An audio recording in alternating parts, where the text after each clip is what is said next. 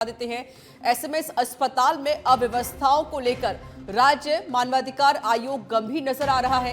राज्य मानवाधिकार आयोग चेयरमैन ने स्वयं प्रेरित संज्ञान लिया है। मीडिया रिपोर्ट के आधार पर अध्यक्ष जस्टिस जीआर मूलचंदानी ने प्रेस संज्ञान लिया।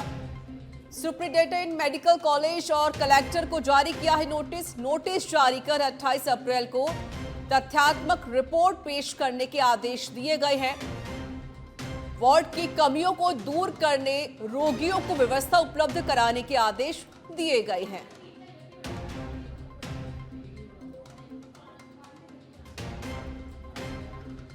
तो जयपुर से ये जानकारी आपको दे रहे हैं, जहां पर एसएमएस अस्पताल में अव्यवस्थाओं को लेकर रिपोर्ट मांगी गई, जिस पर राज्य मानवाधिकार आयोग गंभीर नजर आ रहा है। बाड़मेर से खबर है, राज्य स्तरीय महिला सम्मेलन में पहुंचे हैं मुख्यमंत्री भजन लाल शर्मा। मेधावी छात्राओं को स्कूटी वितरण कर चाबी सौंपी गई है। सम्मेलन में पहुंची हजारों महिलाओं का सीएम ने अभिवादन किया। दीप प्रज्वलित कर राजस्थान दिवस उत्सव का आगाज किया गया। डिप्टी सीएम दिया कुमारी समेत मंत्री के विश्नोई मौजूद रहे। बाड़मेर से जानकारी आपको दे रहे हैं, राज्य स्तरीय महिला सम्मेलन में पहुंचे मुख्यमंत्री भजन लाल शर्मा। मेधावी छात्राओं को स्कूटी वितरण कर चाबी सौंपी गई है। हजारों की तादाद में महिलाएं पहुंची। मुख्यमंत्री का आभार प्रकट किया गया और इस बीच डिप्टी सीएम दिया कुमारी भी मौजूद रही। इसके अलावा मंत्री के विश्नोई भी मौजूद रहे।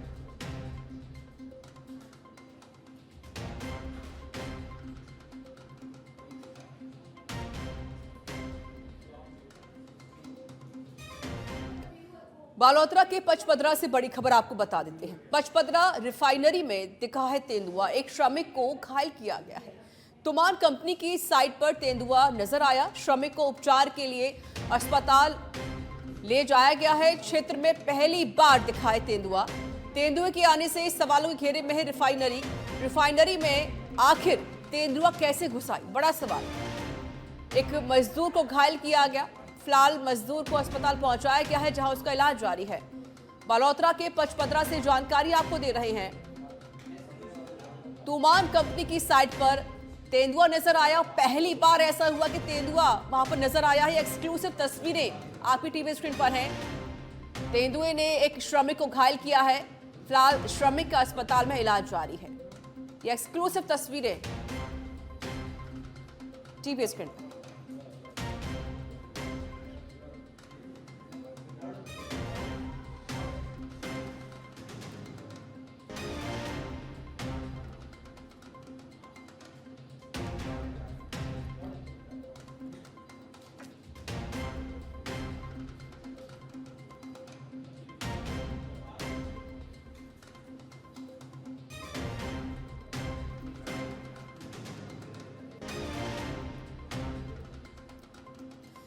राजस्थान विधानसभा का बजट सत्र खत्म हो गया।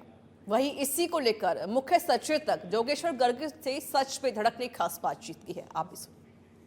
जोगेश्वर गर्ग जी जो सरकारी मुख्य सचेतक हैं, हमारे साथ मौजूद हैं, उनसे बातचीत करेंगे। सर, वर्तमान सरकार में जो आप मुख्य सचेतक रहे हैं, मुख्य सचेतक हैं, तो किस तरह का जो ये सत्र है ये चल रहा है और इसमें जो चर्चाएं हुई हैं उसको लेकर क्या कहेंगे? देखिए, ये 16वीं विधानसभा का तीसरा सत्र अपने आप में बहुत महत्वपूर्ण है और बहुत कई विषयों पर बहुत अच्छी चर्चा भी इसमें हुई है।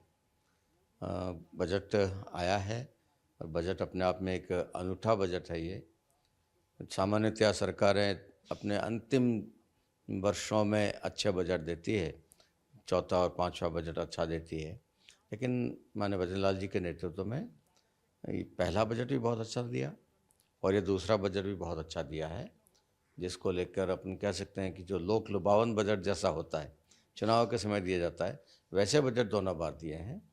और विकास आधारित विकास भी, जैसा सर्वांगीण विकास, ऐसे विकास की कल्पना करके बजट दिया गया है।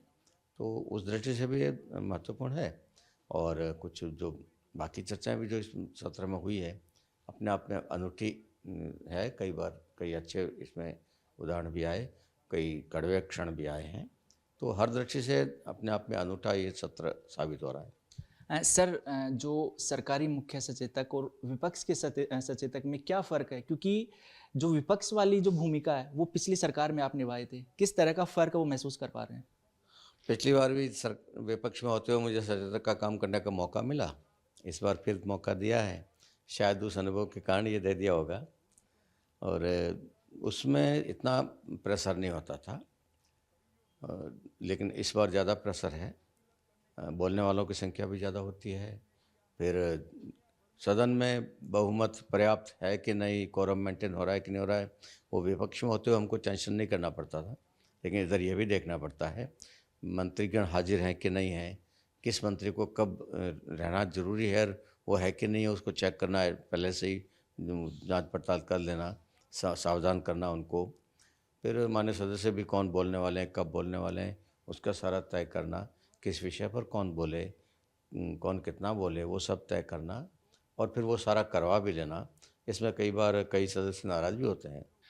ये भी देखा गया है कि सदस्यों को बोलने का मौका मिलता है, खासतौर पर सत्ता पक्ष की बात मैं कर रहा हूँ, लेकिन बहुत ज़्यादा तैयारी के साथ नहीं आए, इस तरह का आरोप लगा है, ज़्यादा रिसर्च के साथ नहीं आए और वजह ये हुई कि हंगामे की भेंट कई बार सदन चढ़ा है, तो उसको लेकर क्या कहेंगे? देखिए, हर सदस्य की अपनी अलग अलग प्रतिभा होती है, अलग अलग योग्यता, अलग अलग क्षमता होती है। कई पुराने 3-3, 4-4 बार के विधायक हैं, वो अपना विषय ठीक से नहीं रख पाते, ऐसे भी लोग हैं हमारे पास।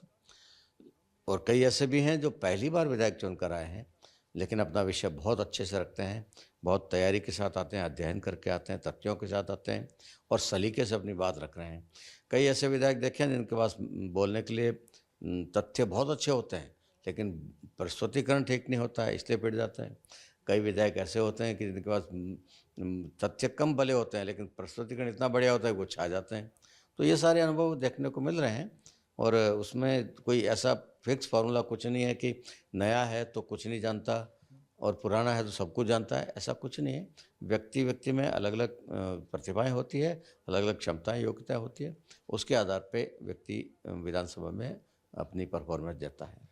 बिल्कुल, देखिए जो सदन चलता है उसमें जनहित के मुद्दों की बातचीत होनी चाहिए, सार्थक चर्चा है वो होनी चाहिए, लेकिन देखा गया कि कुछ ईगोज़ के कारण सत्ता पक्ष और विपक्ष में जो हंगामा भी देखा गया और इंदिरा गांधी जो शब्द था उस पर टिप्पणी हुई थी, उसके बाद में काफ़ी एक जो चिंताजनक जो माहौल है वो सदन में देखा गया है। उसके पीछे क्या कारण मानते हैं, क्यों इतना बड़ा जो ये मामला बढ़ा और गतिरोध कई दिन तक देखने को मिला?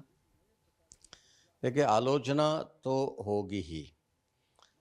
सत्ता पक्ष विपक्ष के लोगों के और उनके नेताओं के बारे में आलोचना करेगा, प्रतिपक्ष हम लोगों के बारे में आलोचना करेगा। यह तो एक स्वाभाविक प्रक्रिया है और होनी ही चाहिए। लेकिन मेरा व्यक्तिगत ये मानना है कि आलोचना तथ्यों पर होनी चाहिए, आलोचना सिद्धांतों के आधार पर होनी चाहिए, आलोचना प्रमाणों के आधार पर होनी चाहिए और केवल आलोचना के लिए आलोचना नहीं होनी चाहिए। और आलोचना करते समय शालीनता का भी एक बहुत बड़ा रोल रहता है, भूमिका रहती है, उसका निर्वाह करना चाहिए। और हमारी परंपरा रही है, स्वर्गीय अटल बिहारी वाजपेयी बहुत अच्छे पार्लियामेंटेरियन माने जाते रहे हैं। उन्होंने कभी किसी के लिए हल्की टिप्पणी नहीं की, ज़िंदगी में कभी नहीं की। और वो तो बड़े गर्व से कहते थे, मैं मेरी ज़िंदगी में कभी वैल में नहीं गया। तो वो इन सब परंपराओं को, उच्च परंपरा वो स्थापित करके गए हैं, तो उन सब की उनसे हमको सीखना चाहिए। और हमको भी, चाहे विधायक है चाहे मंत्री है, हल्की टिप्पणियां करने से बचना चाहिए, ये मेरा व्यक्तिगत मानना है। बिल्कुल गर्ग साहब, अब कुछ आपके राजनीतिक जीवन से जुड़े हुए कुछ सवाल पूछना चाहते हैं, चूँकि कई सारे जो कुछ बयान को छोड़ दे, कुछ विवादित बयानों को छोड़ दे, तो आपकी जो जर्नी है काफ़ी सदी हुई और काफ़ी जो जनहित वाली मानी जाती है। एक जो जिक्र मेरे पास है भी, जो आपके काम है, जो आइडियाज़ हैं, उनको लेकर भी लोगों ने तारीफ़ की, जिसमें खास तौर पर जो बीलड़ी समदड़ी ब्रॉडगेज लाइन का निर्माण है उसमें आपने खूब होमवर्क किया। उसको लेकर बताया जाता है कि जालोर की जनता जो है आपको खूब याद करती है। देखिए, जहाँ तक विवादित बयानों के कारण चर्चा में आना, वो न तो मेरा कभी शौक़ रहा है, न मेरा प्रयास रहा है। और मुझे जहाँ तक याद है, मैंने कोई विवादित बयान दिया नहीं है। और जब दिया है तो हिम्मत के साथ उसको स्वीकार किया है, लॉजिकली उसको डिफेंड किया है कि हाँ मैंने ये बोला है। दूसरे नेताओं की तरह ये नहीं किया कि नहीं मैंने नहीं बोला और मेरी आवाज़ की जांच करा लो, नकली ये है, तोड़ मोड़ के पेश किया। मैंने कभी ऐसा नहीं कहा। जब भी मैंने कोई विवादित बयान दिया होगा तो उसको मैंने वापस उसका वो प्रमाणीकरण भी किया है कि मैंने जो बोला है ठीक बोला है और इस कारण से बोला है वो, और उचित बोला है मैंने। और हल्की टिप्पणी मैंने कभी नहीं की। मैं मेरे चुनाव में भी जो व्यक्ति मेरे खिलाफ चुनाव लड़ रहा होता है, पूरे चुनाव अभियान में उसका नाम लेकर कोई टिप्पणी नहीं करता, इशारों में भी नहीं करता। जनता को पता है वो कैसा है, जनता को पता है मैं कैसा हूँ। जिसको वोट देना हो जनता तय करे। तो ये हल्के आरोप लगाना, व्यक्तिगत आरोप लगाना और चरित्र हनन करना, इमेज खराब करना अगले की, वो मुझे कभी पसंद नहीं रहा। बिल्कुल, देखिए जो भी विकास कार्य हैं उसमें एक राजनीतिक इच्छा शक्ति की बहुत ज़्यादा ज़रूरत होती है, तभी काम होते हैं। एक और जो महत्वपूर्ण जिक्र आपने किया है कि एक प्लानिंग के साथ, एक विज़न के साथ राजनीति में काम होना चाहिए, उसका फ़ायदा देखने को मिलता है। इसी से जुड़ा हुआ, क्योंकि विधानसभा के ठीक सामने एक भव्य बिल्डिंग है, विधायक आवास है, यहाँ पर तमाम विधायक रहते हैं। बताया जाता है कि ये आइडिया भी जब सीपी जोशी विधानसभा अध्यक्ष थे तो आपने शेयर किया था, उसका नतीजा देखने मिल रहा है। सीपी जोशी के आने से पहले मैंने ये आइडिया दे दिया था। तत्कालीन सरकार वसुंधरा जी मुख्यमंत्री थी और शायद 2007 में मैंने पत्र लिखा था। वसुंधरा जी को भी लिखा, कैलाश मेघवाल उसमें स्पीकर थे, उनको भी लिखा। कुछ सरकार हलचल में भी आई थी, वो कुछ तैयारी उन्होंने करी भी थी, लेकिन फिर वो 2008 आ गया, चुनाव वर्ष था, तो उन्होंने कहा कि चुनाव के बाद इसको अपन हाथ में लेंगे। दुर्भाग्य से चुनाव के बाद वो मुख्यमंत्री रह नहीं पाई। तब मैंने, और मैं विधायक बन के आया, उसमें नहीं था, 8 में मैं बन के आ गया, 8 में, ओ सॉरी 18 में। तब मैंने ये 17 में मैंने आइडिया दिया था, 18 में मैं विधायक बन के आ गया। तब मैंने सीपी जोशी को याद दिलाया कि मेरा एक पत्र लिखा हुआ पड़ा है यहाँ। उन्होंने निकलवाया, उन्होंने पढ़ा, उनको अच्छा लगा, तो उन्होंने तुरंत काम हाथ में लिया और गहलोत साहब को कन्विंस करके ये काम करवा दिया। बहुत अच्छा काम हुआ, आवश्यक था ये। विधायक 5 जगह बिखरे हुए थे, आने जाने में समय खराब होता था और एक माहौल नहीं बनता था, सुविधाएं भी कम थी वहाँ। यहाँ सुविधाएं पर्याप्त है और नज़दीक है, पैदल भी चल के आ सकते हैं। तो एक विधानसभा आने जाने में जो डीजल खर्च होता था और विधायक का बहुमूल्य समय खर्च होता था, तो दोनों तरह से बचत हुई है हमारी। जो अभी की बीजेपी है, हालिया बीजेपी में कई फॉर्मूले वो सेट किए गए हैं, जिसमें खासतौर पर 75 साल के बाद में राजनीति से रिटायरमेंट का जिक्र हुआ है। 65 साल से ज़्यादा वालों को मंत्री ने बनाया जाएगा। 45 साल तक संगठन की बात कही जा रही है। क्या ये वजह रही है आपके मंत्री नहीं बनने की, या कोई और वजह है? देखिए, वैसे तो राजनीति में कभी कोई फिक्स फार्मूला नहीं होता है। वो एक शेर का है कि 2 और 2 का जोड़ हमेशा 4 कहाँ होता है, सोच समझ वालों को थोड़ी नादानी दे मौला। तो राजनीति में 2 2 4 बहुत कम हो पाता है, कभी 3.25 हो जाता है, कभी 4.25 हो जाता है। इसलिए कोई फिक्स फार्मूला नहीं होता है। लेकिन ये मोदी जी ने सत्ता में आने के बाद दिल्ली में, केंद्र में, उन्होंने ये फार्मूला बनाया 75 साल वाला, और अधिकांशतः, एक आध अपवाद को छोड़ दें तो अधिकांशतः वो लागू हुआ है। और कई लोगों को उसके कारण आनंद में सबसे पहला शिकार बनी थी, शिकार कहना ठीक नहीं, लेकिन आनंदीबेन मुख्यमंत्री थी गुजरात की, और उनको मुख्यमंत्री पद छोड़ के, लोकप्रिय मुख्यमंत्री थी वो, स्ट्रॉन्ग मजबूत मुख्यमंत्री थी, लेकिन मुख्यमंत्री पद छोड़ के उनको राज्यपाल बनना पड़ा। और इसी प्रकार से थावरचंद जी गहलोत को जाना पड़ा है, ये कलराजी मिश्रा को जाना पड़ा। ये सारे 75 साल वाले फॉर्मूले में, 75वें साल में, 76वें साल में, कोई 77वें साल में, लेकिन सबको छोड़ना पड़ा। उसका वो मोटे तौर पे लागू हो रहा है।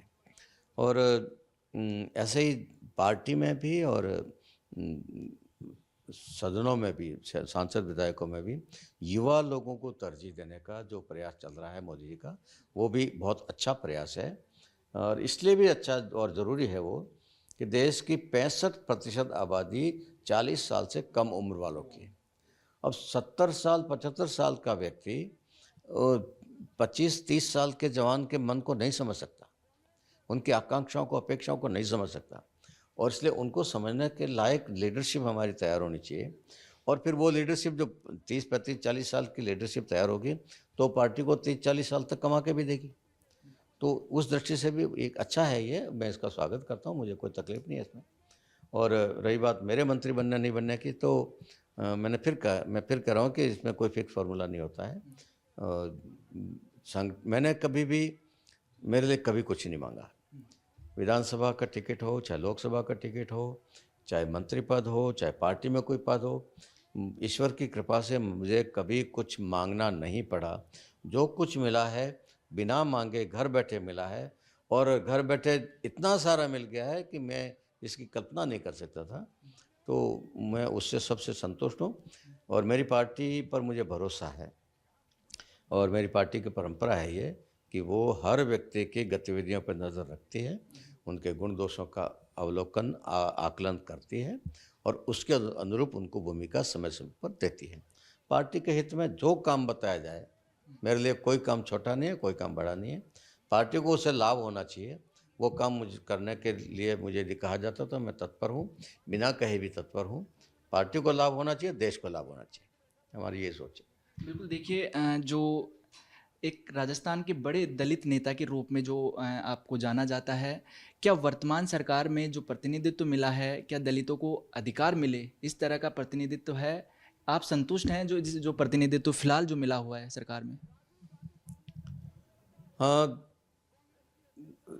भारत सरकार में पर्याप्त प्रतिनिधित्व तो है, अनुसूचित जाति का भी, जनजाति का भी, ओबीसी का भी। बहुत अच्छे प्रतिनिधित्व को अभी हम अवेल कर रहे हैं।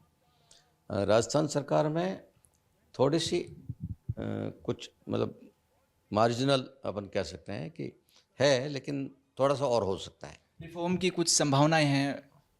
संभावना है, आवश्यकता भी है, और मैं समझता हूँ कि जब भी कभी रिशफल होगा, पुनर्गठन मंत्रिमंडल का होगा, कुछ पद खाली भी हैं, तो मैं समझता हूँ उसमें अनुसूचित जाति और जनजाति का प्रतिनिधित्व और बढ़ेगा, ऐसा मुझे विश्वास है। वीडियो जर्नलिस्ट दिनेश मेहरा के साथ सुनील यादव, सच बेधड़क, जयपुर। खबरों में आगे बढ़ते हैं। वन स्टेट वन इलेक्शन पर राजस्थान में सियासी संग्राम जारी है। एक तरफ जहां प्रदेश की भजनलाल सरकार नवंबर में एक साथ पंचायत और नगर निकाय के चुनाव कराने की तैयारी में जुटी हुई है, वहीं दूसरी ओर कांग्रेस के नेता वन स्टेट वन इलेक्शन को लेकर सरकार को चुनौती दे रहे हैं। कांग्रेस प्रदेश अध्यक्ष गोविंद सिंह डोटासरा की चुनौती पर बीजेपी प्रदेश अध्यक्ष मदन राठौड़ का बयान सामने आया। उन्होंने कहा कि वो अपनी गिरेबान में देखें उसकी सरकार किस तरह से काम करती थी।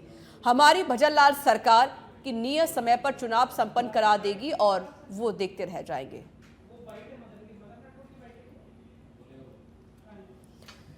राजस्थान विधानसभा अध्यक्ष वासुदेव देवनानी केंद्रीय मंत्री भूपेंद्र यादव के पैतृक ग्राम जमालपुर पहुंचे और उनके पिता स्वर्गीय कदम सिंह के निधन पर शोक व्यक्त किया। देवनानी ने यादव और परिवारजन के प्रति अपनी गहरी संवेदनाएं व्यक्त की हैं और स्वर्गीय सिंह के चित्र पर पुष्प अर्पित करके उन्हें श्रद्धांजलि दी।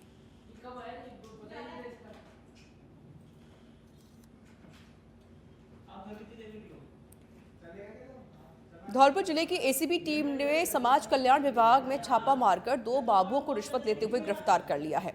एसीबी की टीम ने दोनों बाबुओं के कब्जे से 1500 की रिश्वत राशि बरामद की है।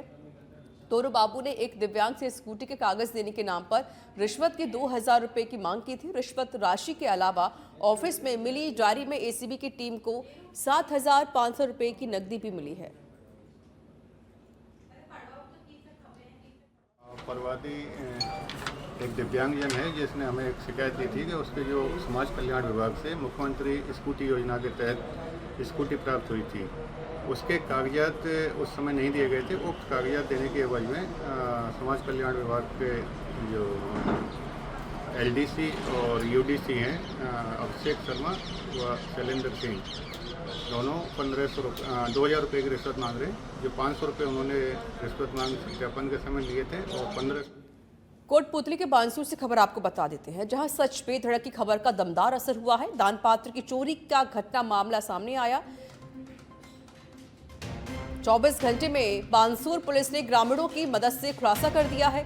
पुलिस ने चोरी के आरोपी को गिरफ्तार किया है।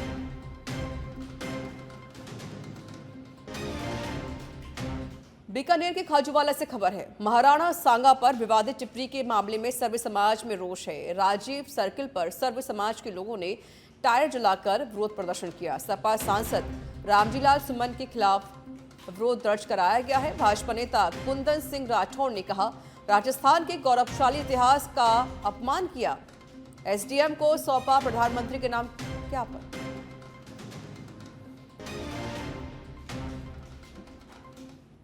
में कार्य प्रणाली में आज तक ऐसा करते कभी नहीं हुआ।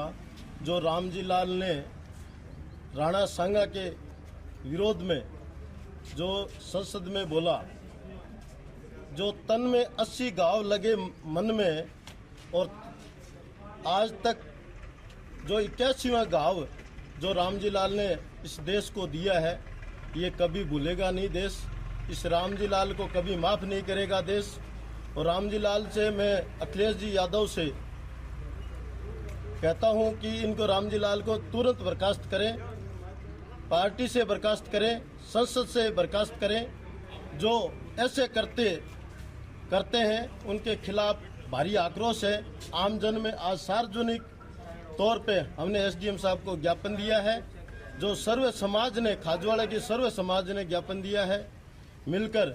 जो महाराणा सांगा के प्रति लोगों का प्रेम, जो महाराणा वंशज जो हमारे पूर्वज हैं, और पूरे सर्व समाज ने आज एसडीएम साहब को ज्ञापन दिया है महामहिम राष्ट्रपति के नाम और प्रधानमंत्री जी के नाम।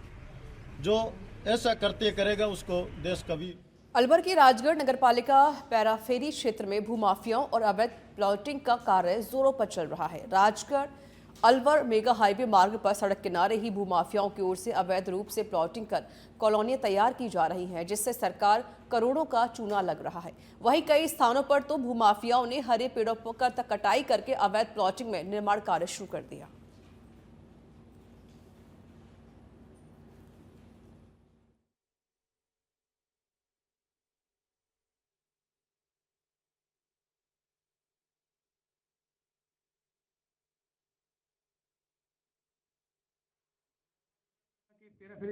ये सही है कि नगर पालिका के जो फेरी वाला क्षेत्र है, जो कारोट है और श्रीनगर बांधेन और बाईपास के आसपास, यहाँ पर अवैध प्लॉटिंग की कई बार आमजन द्वारा, पत्रकारों द्वारा को शिकायत की है। और हमारी नगर पालिका की टीम द्वारा भी मोगा रिपोर्ट में ये रिपोर्ट की है कि उनके द्वारा अवैध प्लॉटिंग की जा रही है। इस संबंध में मेरी अभी तहसीलदार साहब से वार्ता हुई है। अभी उनके फार्मर रजिस्ट्री कैंप कर रहे हैं, तो संयुक्त रूप से नगर पालिका की और राजस्व विभाग की टीम करके जो अवैध प्लॉटिंग कर रहे हैं उनके खिलाफ सख्त कार्रवाई की जाएगी। अवैध जो प्लॉटिंग कर रखी है उनको डिमोलिश किया जाएगा तथा उनके खिलाफ धारा 177 में नगर पालिका द्वारा सक्षम। नगर पालिका के पैराफेरी क्षेत्र के अंदर जितने भी अवैध अतिक्रमण हो रहे हैं या अवैध प्लॉटिंग हो रही है, उन पे अभी जांच के लिए कार्रवाई में कर दी जाएगी। कर्मचारी भेज के दिखवा दिए जाएंगे। तहसीलदार साहब से हम बात करेंगे एक बार। इस तरीके से अगर कोई भी अवैध प्लॉटिंग अगर हो रही है तो तहसीलदार साहब से हम निवेदन करेंगे कि इस तरह की कार्रवाई नियमन अगर जमीन का नहीं हुआ हो तो उस पर रजिस्ट्री ना। खैरतल तिजवारा के भिवाड़ी में विश्व टीबी दिवस के अवसर पर जिला अस्पताल भिवाड़ी में जागरूकता और विशेषज्ञ सम्मान कार्यक्रम आयोजित किया गया, जिसमें टीबी रोग के प्रति जागरूकता बढ़ाने और क्षेत्र में कार्यरत विशेषज्ञों को सम्मानित करने पर जोर दिया गया। कार्यक्रम के मुख्य वक्ता डॉक्टर यादव प्रभारी टीबी विभाग ने टीबी के लक्षण, उपचार और रोकथाम के उपायों पर विस्तार से प्रकाश डाला।